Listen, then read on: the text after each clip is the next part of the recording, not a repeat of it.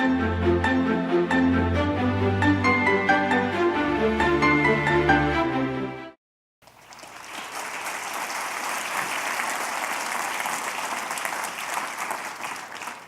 evening, everyone. My name is Kimberly Dowdell, and I ran away from home when I was 13 years old. I'll get back to that in a moment, but let me talk about home for a little bit.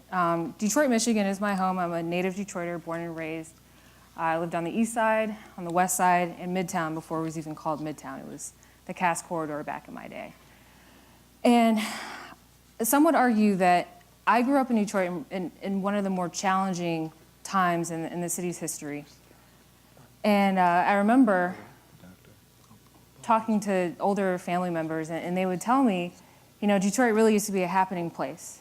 And I remember looking around and saying, well, but what happened here, though? Like, what's going on?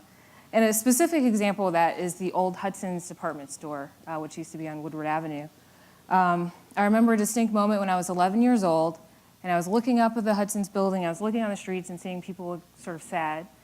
And I thought to myself, well, if we fix the buildings, then we would fix the situation with the people, and the Detroit problem would be solved. So at that moment, I decided I would become an architect and I would fix Detroit. That was like the short story. So then why did I run away from home 2 years later? Well, I'd like to call Detroit home base, if you will. And I went to Burns Elementary School on Detroit's northwest side, which is a Detroit public school, so that makes me a DPS kid for life. But I ran away from home, actually straight up Woodward Avenue to boarding school at Cranbrook. So at 13, I'm in boarding school, and while at Cranbrook, it was a really great experience, highly recommend it. I played basketball and I played softball, and that's where I really understood the power of teamwork. I always say to my students, teamwork makes the dream work. But I also learned at Cranbrook the importance of sort of getting out of your comfort zone and seeing the larger world. I had, within boarding school, there were people from all over the country and all over the world. And so that's what sort of prompted me to look at maybe not returning to Detroit right away, but maybe going to school somewhere else. So for me, again, as a DPS kid, home base, and then Cranbrook for me was first base. So for second base, I decided to go to Cornell University, where I studied architecture. Again, it was a really great experience, highly recommend it.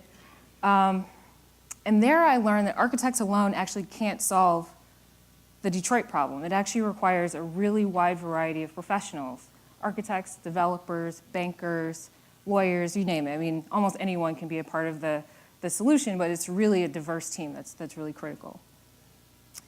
So with that knowledge, and also with the understanding that there's a whole big world out there, I decided that instead of coming back home while I was on second base in Ithaca, New York, I decided that I would go to DC.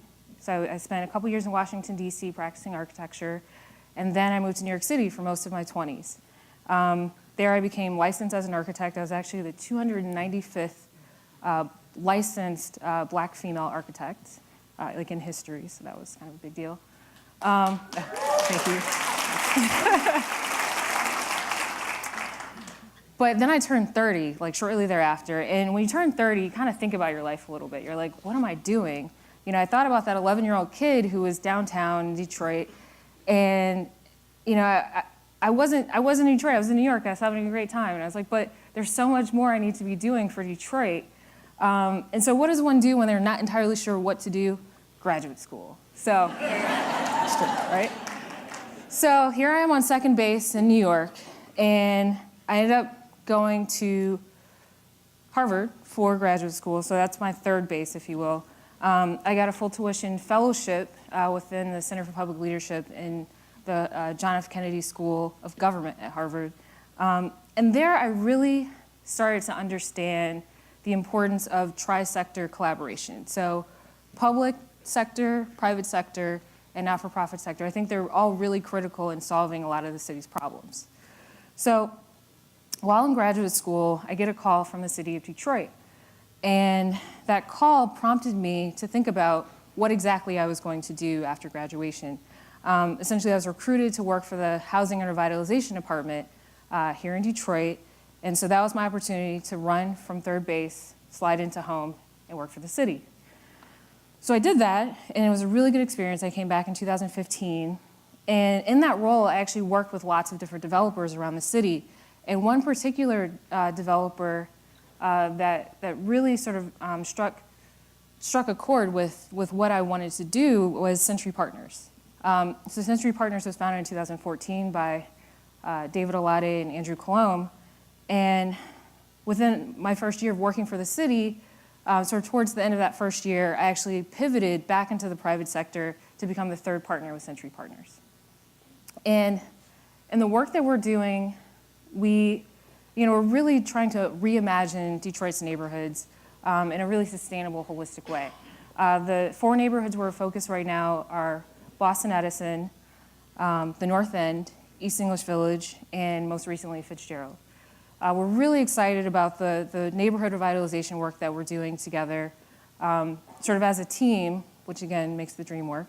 As a team, we are working with a really wide variety of professionals. In fact, the 3 of us have very different backgrounds, and we're working with the public sector, the private sector, and the nonprofit sector to really revitalize the communities where we're working. So it's a very exciting time, and we're super excited about the potential that Detroit has to come back in a big way. But I think what I'm most excited about is the potential of more people to come back to Detroit, more people to come to Detroit, more people to stay in Detroit, to run their own bases. And not everyone's sort of run around the base is going to be the same as mine, but we all have our own bases to run. And so what I encourage you all to do is think about what your bases are and how you can actually run them and sort of score one for the home team. So that's my story, and I encourage you all to really think about what you can do to contribute to the service of the city so that we can all have a great game. Go Tigers. Thank you.